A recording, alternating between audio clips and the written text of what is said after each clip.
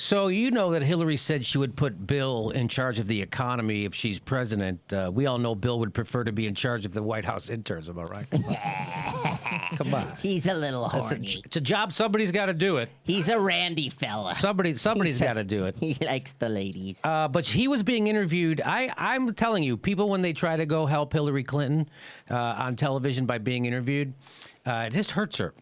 I'm just telling you here. So here's Bill, and he's trying to help her on Squawk Box. So let's listen, because I say it. What do you think about TPP? Because a lot of people look at that as the legacy for NAFTA. Well, first of all, I don't think it has anything to do with NAFTA, but I think that the geopolitical reasons for it, from America's point of view, are pretty clear. That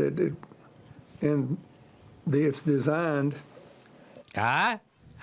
It's pretty clear why we need it. Nice. To make sure that the future of the Asia-Pacific region economically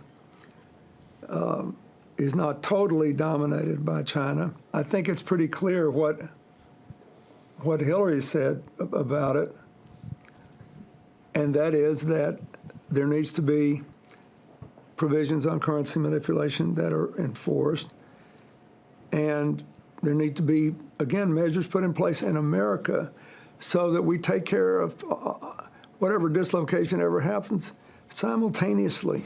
Everybody makes nice about doing something about it, and then, at least for the last 20 years, for most of the time, Congress never wanted to do it. Yeah.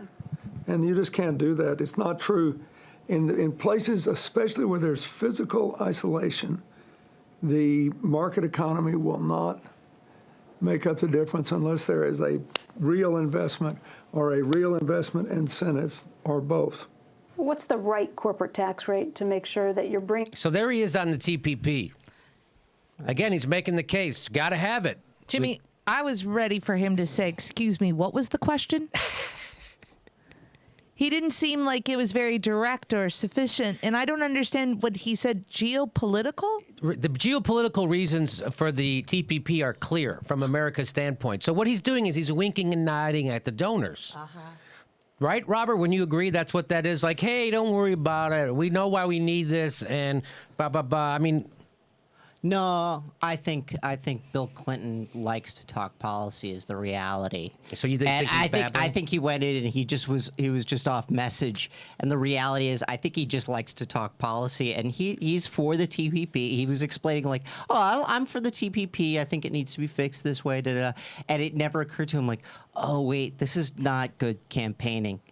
This is like he just really likes talking policy. You know. It's not good campaigning. I like that he clarified that it wasn't connected to NAFTA. No, so I don't think it's connected to NAFTA. Let's not talk about NAFTA. So here he's going to talk about the corporate tax rate. Income, but also incentivizing businesses to be investing here in America. Is it 15%? Is it 35%? Is it somewhere in between? I was the president who urged it to be raised to 35%.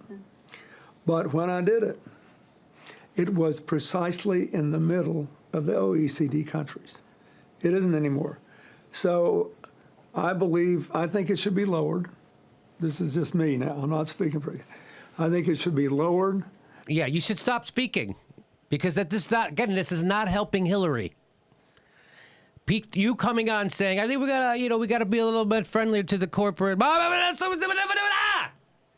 Everyone is screaming. Ireland's trying to get taxes back from Apple. And everybody knows that the elites have rigged the global economy to screw everybody. That's why we know it. Look what you're doing to Greece. That had a lot to do with Brexit, even though people want to ignore it. That has a lot to do with Trump, even though people want to pretend it has nothing to do with it.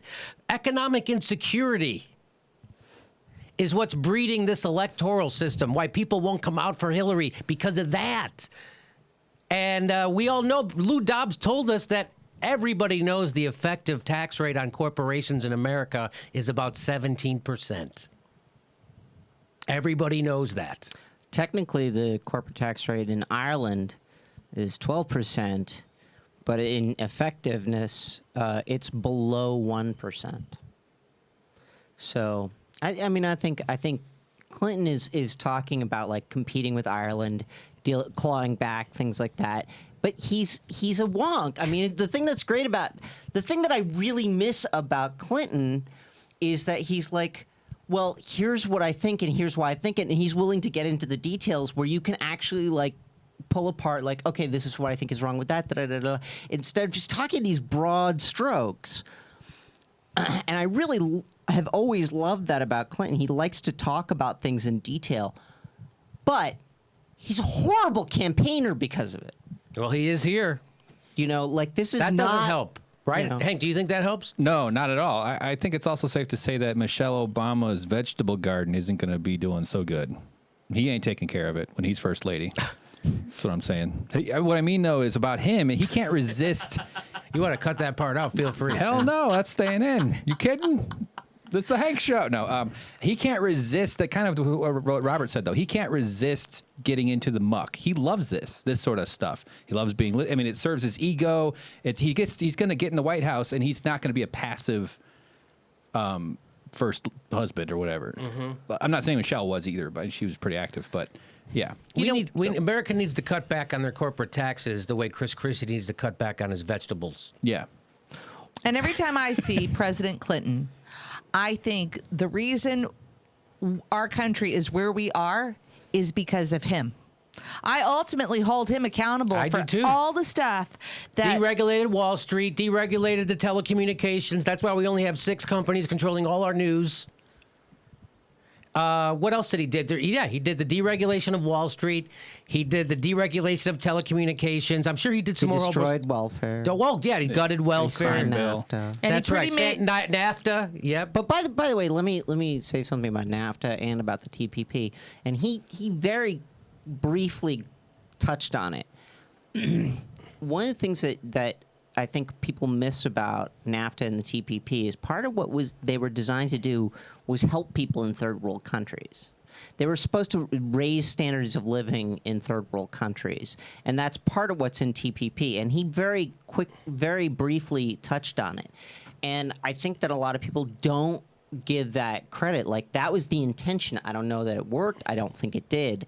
But there were good, solid reasons for it from a standpoint of, like, trying to fucking help people around the globe.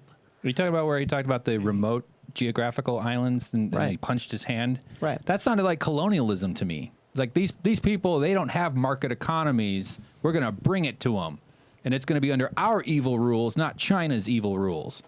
I mean, that's really what this is. This is basically the United States needs this now before China has more leverage. Yeah. Ultimately. Yeah.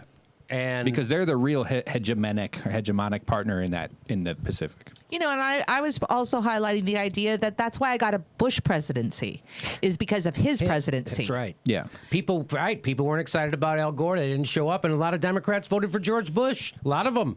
A lot of Democrats voted for George Bush, especially in Florida. And now that I hear President Bush Sr. is supporting Hillary Clinton, I'm like, okay. Of course, it's it's like George Carlin said, it's one big club, and you're not in it. It's one big club, and we ain't in it.